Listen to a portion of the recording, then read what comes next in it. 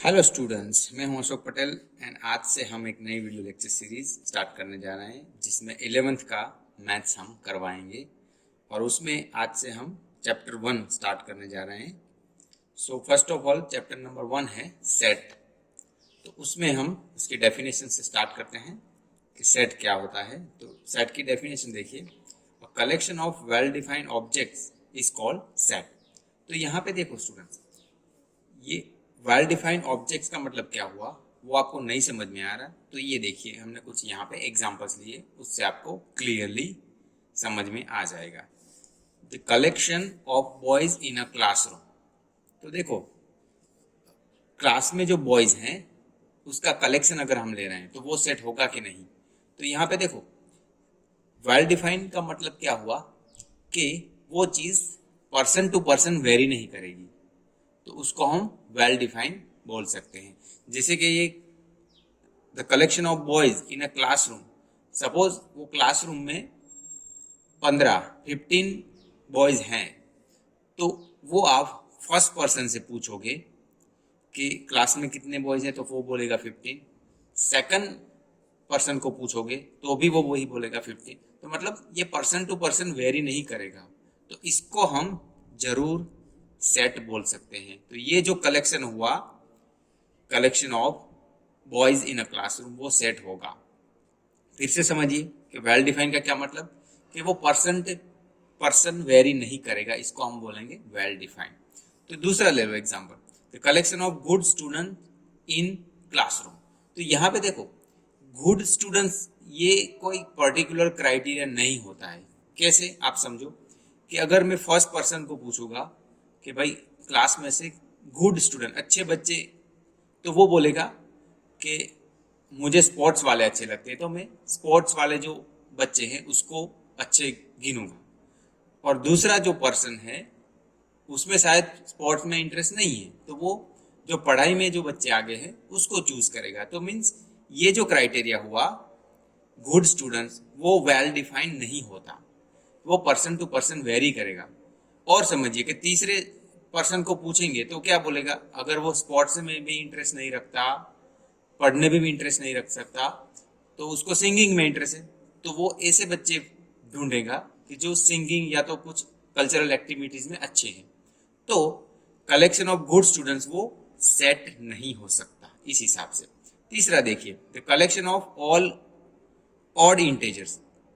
तो ये well defined होगा, ये सेट होगा, क्योंकि ऑड इंटेजर्स ये तो हमें पता है। तो ऑड इंटेजर्स वो एक वेल डिफाइन हुआ, वो हमें पहले से उसके ऑड इंटेजर्स पता हैं। जैसे हम पॉजिटिव के साइड ले लें तो 1 हो गया, 3 हो गया, 5 हो गया, ये सभी हम क्या बोलेंगे, ऑड इंटेजर्स। और उसमें भी नेगेटिव साइड चले गए तो -1, -3, -5, ये सभी हो गए ऑड इंटेजर्स। तो इस हिसाब से ये वेल डिफाइंड हो जाएगा। और आगे हम एक एग्जांपल यहाँ पे लिए हैं, a team of 11 best cricketer of the world. तो ये आप सोचिए कि बेस्ट क्रिकेटर, तो ये फिर से वही चीज हो गई कि ये पर्सन टू पर्सन वेरी कर सकती है। क्यों स्टूडेंट्स, तो देखिए कि फर्स्ट पर्सन जो है वो क्रिकेटर में से, सपोज बॉलर अच्छा है, उसको बॉलर अच्छे लगते हैं तो वो बॉलर लेगा, और किसी को कीपिंग करना अच्छा लगता है तो वो उसको चूज कर सकता है। तो ये बेस्ट क्रिकेटर वो चीज पर्सन टू पर्सन वेरी कर सकती है, तो मीन्स ये भी वेल डिफाइंड क्राइटेरिया नहीं हुआ, मीन्स इसको भी हम सेट नहीं बोल सकते। तो ऐसे हमने यहाँ पे कुछ एग्जाम्पल्स के जरिए आपको समझाया कि सेट का मतलब क्या होता है। और यहाँ पे देखो, sets are usually denoted by capital letters. तो यहाँ पे आप ये भी बात समझिए कि सेट को जो है ना हम कैपिटल लेटर्स से डिनोट करते हैं, ABCXYZ एटसेट्रा। तो कैसे, देखो यहाँ पे एग्जांपल हम ले लेते हैं कि एक सेट है, उसको हम ऐसे 1 2 3 ऐसे लिखा मैंने।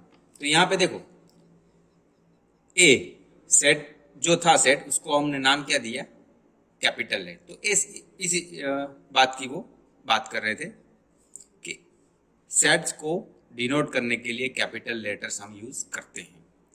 तो दूसरा मैं ले लूं ए बी सी ऐसे करके, तो ये भी एक सेट हो गया इस तरह से। और आगे बढ़ते हैं। The elements of set are represented by small letters. तो इसका मीनिंग क्या हुआ कि इसके ये तो सेट का जो सेट को हम नाम देते हैं ना वो कैपिटल लेटर से हुआ, मगर उसके एलिमेंट जो है ना वो स्मॉल लेटर से हो सकते हैं, A B C X Y Z etcetera. उसमें नंबर भी आप इंक्लूड कर सकते हैं, जैसे यहाँ पे हमने एक एग्जांपल लिया। तो इस हिसाब से देखो दूसरा मैं एक ले लूं, जैसे एक्स वाई जेड डब्ल्यू ऐसे। तो यही कहना चाहती है ये लाइन कि एलिमेंट जो है ना सेट के वो X comma Y comma Z ऐसे हम स्मॉल लेटर से दिखा सकते हैं। और एक बात समझिए कि सेट को आप अगर ये कर्ली ब्रैकेट में लिख रहे हैं तो कॉमा से सेपरेट करना है। ओके, ये बात आपको समझ में आ गई होगी। तो आगे बढ़ते हैं। There are two methods of representing a set. तो यहाँ पे ये भी समझना है कि सेट को रिप्रेजेंट करने की दो मेथड हैं। रोस्टर या तो टेबुलर फॉर्म बोलते हैं, दूसरा सेट बिल्डर फॉर्म। तो दोनों को वन बाय वन समझते हैं। तो एग्जांपल हम यहाँ पे लिए हैं, even positive integers less than 6 से नीचे के इवन पॉजिटिव इंटेजर्स। तो हमें पता है कि इवन पॉजिटिव इंटेजर 6 के नीचे के दो ही आएंगे, 2 और 4। तो यहाँ जो हमने 2 और 4 को लिखा है वो देखो कर्ली ब्रैकेट करके लिखा है, कॉमा से सेपरेट कर। तो रोस्टर फॉर्म ऐसे ही लिखते हैं हम, कॉमा करके जो एलिमेंट्स होंगे ना उसको हम सेपरेट कॉमा से करके फिर ये कर्ली ब्रैकेट ओवर कर देंगे। तो इस हिसाब से हमने ये लिखा है। तो ये जो लिखा है वो रोस्टर फॉर्म से हमने लिखा है। देन सेट बिल्डर, यही चीज को हम सेट बिल्डर फॉर्म में लिखे तो देखो इन set builder form it is x is an even positive integer less than, यहां पे एक्चुअली 6 आएगा, 2 और 4 है ना, तो इसलिए इन सेट बिल्डर फॉर्म। तो सेट बिल्डर फॉर्म में कैसे लिखते हैं वो समझिए। जैसे रोस्टर फॉर्म में तो हमें पता चल गया कि कर्ली ब्रैकेट करके जो एलिमेंट्स होते हैं उसको कॉमा से सेपरेट करते हैं, ओके, और लास्ट में कर्ली ब्रैकेट ओवर कर देते हैं। तो ये मेथड हुआ रोस्टर फॉर्म का। सेट बिल्डर फॉर्म में यही चीज लिखनी है हमें। तो देखो इन set builder form x curly bracket start करके हमें एक्स लिखना है, उसके बाद कॉलन, दो पॉइंट आपको यहाँ पे कॉलन करने हैं, जिसको कॉलन बोलते हैं ये पॉइंट को, और फिर उसकी कैरेक्टरिस्टिक लिखनी है। कैरेक्टरिस्टिक मीन्स एक्स क्या है, तो x is an even positive integer less than 6, okay, less than 6। तो हमें पता है कि लेस देन 6, 2 और 4 दो positive integer less than 6 even, वो भी 2 और 4 आ रहे हैं। तो ये देखो एक ही सेट को अलग अलग तरीके से हमने दिखाया। ये कर्ली ब्रैकेट वाला रोस्टर फॉर्म और ये जो था सेट बिल्डर फॉर्म, ये रहा। ओके, तो सेट बिल्डर फॉर्म में समझिए फिर से। दूसरा एग्जांपल ले लेते हैं। ये देखो solution set of the equation X square plus X minus 2। यहां पे हमने दूसरा एग्जांपल लिया है, solution set of the equation X square plus X minus 2 is equal to 0 in roster form 1 minus 2। ये कैसे आया देखो, तो इसको आप सॉल्व करोगे ना, देखो आप सॉल्व कर रहे हैं, X square plus X minus 2 is equal to 0। तो यहां पे हम कुछ इस तरह से इसको सेट कर सकते हैं। x था, इसको माइनस एक्स किया, प्लस 2x ऐड किया, तो 2x में से x जाएंगे तो x बचेंगे, तो सही है। तो यहाँ पे देखो x, ये दोनों में से x कॉमन निकालेंगे तो यहाँ पे आ गया, और ये दोनों में से 2 कॉमन निकालेंगे तो आ जाएगा x माइनस 1। तो यहाँ पे हमें दो फैक्टर मिले, x minus 1, x plus 2 is equal to 0। तो इसका मीनिंग हुआ कि x की वैल्यू 1 एंड माइनस 2। तो इसी को हमने यहाँ पे सेट में लिखा है। तो ये solution set of the equation X square plus X minus 2, इसको हमने सॉल्व किया तो 1 एंड -2 आ रहा है, तो रोस्टर फॉर्म या तो इसको टेबुलर फॉर्म भी बोलते हैं, उसको हम क्या कैसे लिखेंगे? कर्ली ब्रैकेट स्टार्ट किया, फिर ये फर्स्ट एलिमेंट लिखा, देन कॉमा करके ये दूसरा एलिमेंट -2 लिखा, तो ऐसे इसको रोस्टर फॉर्म में लिखना बोलते हैं। अभी यही चीज को हम सेट बिल्डर फॉर्म में कैसे लिखेंगे? देखो सेट बिल्डर फॉर्म में तो पहले कर्ली ब्रैकेट स्टार्ट किया, फिर x लिखा, फिर कॉलन किया हमने, और x is a solution of the equation x² + x - 2 = 0। तो x जो है ये इक्वेशन का सॉल्यूशन रिप्रेजेंट करता है, तो इसको हम बोलेंगे सेट बिल्डर फॉर्म। तो यही चीज को हमने रोस्टर फॉर्म और सेट बिल्डर फॉर्म दोनों में दिखाया। तो ऐसे आप कोई भी सेट को अगर वो फाइनाइट ऐसे कुछ है तो आप इसको सेट बिल्डर फॉर्म में भी लिख सकते हैं, और बाकी सबको आप रोस्टर फॉर्म में लिख सकते हो। और आप जो ये कॉमा करके लिख रहे हो ना, उसको बोलेंगे एलिमेंट, जो सेट का हम एलिमेंट बोलेंगे। ओके, तो आगे बढ़ते हैं।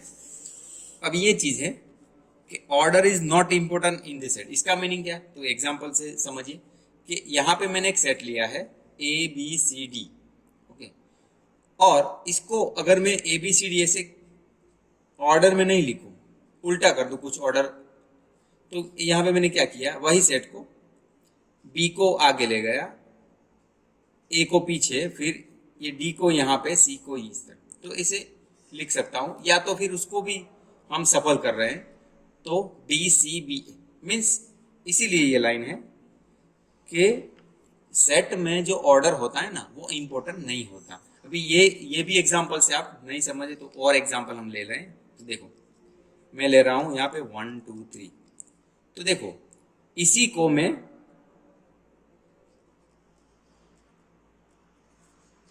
ऐसे भी लिख सकता हूं, क्योंकि यहाँ पे वन एलिमेंट तो आपके 1 2 3 रहेंगे, मगर 1 2 3 ऐसे ऑर्डर में लिखना जरूरी नहीं है, इसीलिए यहाँ पे लिखा है ऑर्डर इज नॉट इंपॉर्टेंट। और इसको और भी मैं सफल कर सकता हूं, तो समझिए कि यहाँ पे 3 2 1, तो ऐसे देखो सेट को आप जो एलिमेंट जो उसके होते हैं उसको सफल कर सकते हो, तो उसका मीनिंग, जो सेट का मीनिंग है वो चेंज नहीं होगा। तो यहाँ पे 1 2 3 था, तो यहाँ पे देखो 2 आगे ले लिया हमने, 3 को बीच में ले लिया, 1 को पीछे ले लिया, तो 2 3 1, और यहाँ पे 3 2 1, इसका टोटली ऐसे हमने ऑर्डर चेंज कर दिया। 1 2 3 था तो 3 2 1 कर दिया। तो ऐसे सेट को आप ऑर्डर में ही लिखो, ऐसे जरूरी नहीं है। ये सभी ये ये ये तीन जो बी वाला सेट है वो इक्वल ही होंगे, उसका वैल्यू चेंज नहीं होगा, ये भी आपको बात समझनी है। उसके बाद रिपीटेशन इज नॉट अलाउड, तो यहाँ इसका मीनिंग क्या है? एग्जाम्पल देखिए, तो यहाँ पे मैंने एक सेट लिया है B A B B C D, तो यहाँ पे देखो बी जो है ना 2 बार आया है, तो ऐसे 2 बार लिखने की जरूरत नहीं है। ओके, तो रिपीटेशन जो है ना यहाँ पे 2 बार लिखा है, तो यहाँ पे हमने BADC कर दिया। तो देखो यहाँ पे ये भी चीज आपको समझनी होगी, इसमें समझ में आ रही होंगी कि यहाँ पे ऑर्डर में हमने थोड़ा चेंज किया है, तो बी को आगे लिखा है, और बी 2 था ना 2 टाइम्स, यहाँ पे एक ही लिखा है। तो रिपीट, सेट के जो एलिमेंट्स होते हैं ना उसको रिपीट नहीं करने, ये बात आपको समझनी होगी। तो यहाँ पे क्या था, 2 बी जो है ना 2 बार था, तो यहाँ हमने एक लिखा, ए ये रहा, सी ये रहा, एंड डी ये रहा। तो इस हिसाब से यहाँ पे आपको 2 चीजें समझ में आ गई कि रिपीटेशन अलाउ नहीं है, एंड दूसरी चीज कि ऑर्डर भी आप चेंज कर सकते हो। और हम एक एग्जांपल अगर ले लें, जैसे हम मैथमेटिक्स लिखते हैं, तो मैथमेटिक्स के क्या क्या होते हैं?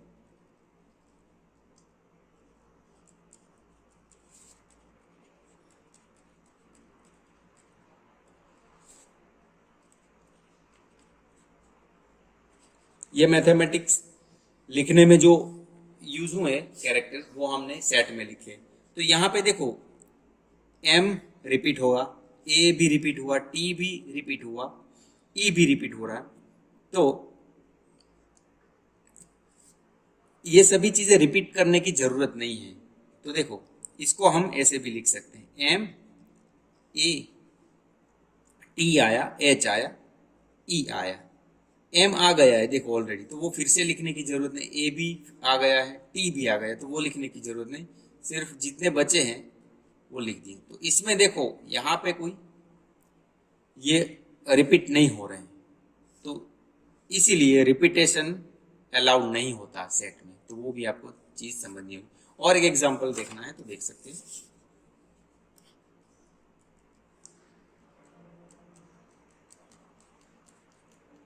ये लिखा है हमने, तो इसमें ये देखो टी 2 बार रिपीट हो रहा है, तो उसको लिखने की जरूरत नहीं है, इतना लिख दोगे, सॉरी इसमें टी नहीं, T okay, B E R T, तो ऐसे देखो B E R and T, तो टी 2 बार था, यहाँ पे हमने एक ही बार लिखा, तो ऐसे रिपीट करने की जरूरत नहीं है। एक ही एलिमेंट को 2-4 बार लिखना, रिपीट करना, तो वो इसका कोई मीनिंग नहीं बनता, इसलिए रिपीटेशन और सेट में अलाउ नहीं है।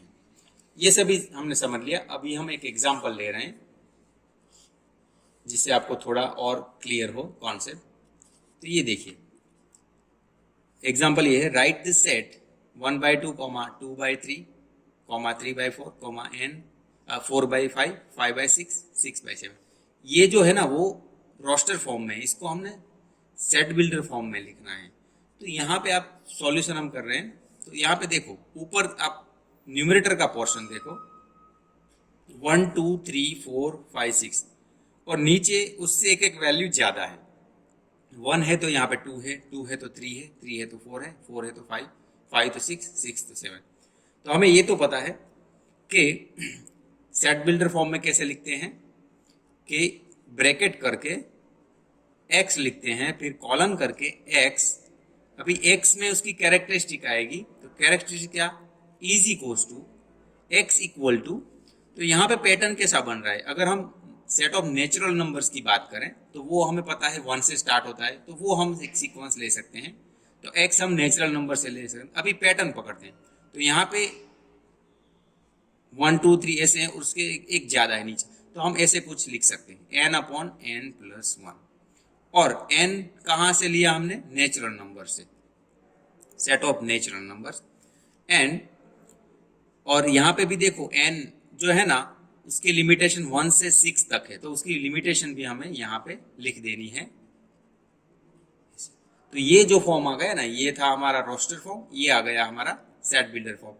अगर आप वेरीफाई करना चाहते हैं तो वेरीफाई भी कर सकते हैं। देखो अगर आपने आंसर सही लिखा है कि नहीं वो पता ना हो तो देखो यहाँ पे 1 से स्टार्ट होता है, तो यहाँ पे n की वैल्यू 1 पुट करो, तो 1 और नीचे 1 + 1, तो 1/2 आ गया। अभी 2 पुट करते हैं, तो 2 ऊपर 2, नीचे 2 + 1 3, 2 3 आ गए। अभी 3 पुट करेंगे, 3 नीचे 3 + 1 4, तो 3/4 आ गए। अभी 4 पुट करेंगे तो 4/5, 5 पुट करेंगे तो 5/5 + 1 6, 6 पुट करेंगे तो 6/6 + 1 7। तो ऐसे देखो ये फॉर्म बन रहा है। तो ये जो था ये क्या था, रोस्टर फॉर्म, इसको हमने सेट बिल्डर फॉर्म में ऐसे लिखा। मगर यहाँ पे आपको थोड़ा चीज समझनी होगी कि ये तो पता है आपको कि सेट बिल्डर फॉर्म में x से स्टार्ट करते हैं कर्ली ब्रैकेट के बाद, उसके बाद कॉलन लगाते हैं और x की कैरेक्टरिस्टिक निकालते हैं। तो यहाँ पे हमने देखा कि सेट 1 से लेके 6 तक, और ये जो 1 2 3 4 5 6 है वो हमें पता है कि नेचुरल नंबर्स हैं, इसीलिए हमने n बिलोंग्स टू n वाला कैरेक्टरिस्टिक लिया, और n की जो पैटर्न यहाँ पे हो रही है वो है n/n+1, ऊपर से एक नीचे ज्यादा नंबर आ रहा है, और इसकी लिमिटेशन 1 से 6 है, इसलिए 1 < n < 6 इस तरह। तो इस हिसाब से आपको इसमें समझ में आ गया होगा, और बाकी तो हम इसके एग्जाम्पल ज्यादा एक्सरसाइज 1.1 में करेंगे। तो ये समझ लिया उसके बाद कि ये बिलोंग्स टू और नॉट बिलोंग्स टू, इसको क्या रीड करते हैं हम, बिलोंग्स टू, इसको डज नॉट बिलोंग्स टू। इसका मीनिंग क्या होता है, तो देखो अगर हमने एक सेट लिया है 1 2 3 4, जो एलिमेंट होते हैं ना वो एलिमेंट्स अगर ये सेट में है ए, तो उसको दिखाना है तो ऐसे, जैसे ये 1 एलिमेंट ए में है तो उसको हम ऐसे लिखेंगे 1 बिलोंग्स टू ए। ये दूसरा भी है तो 2 बिलोंग्स टू ए, ये सेट में है। मगर यहाँ पे देखो 5 नहीं है तो 5 को हम कैसे लेंगे, 5 डजंट बिलोंग्स टू ए में नहीं है ऐसे। और 6 नहीं है, 10 भी नहीं है तो 10 डजंट बिलोंग्स टू ए। तो इस हिसाब से हम अगर सेट में है तो बिलोंग्स टू यूज करते हैं और सेट में नहीं है तो does not belongs to use करते हैं। तो स्टूडेंट्स, आज के वीडियो में हम इतना ही रखते हैं। नेक्स्ट वीडियो से हम एक्सरसाइज 1.1 स्टार्ट करेंगे। सो धन्यवाद।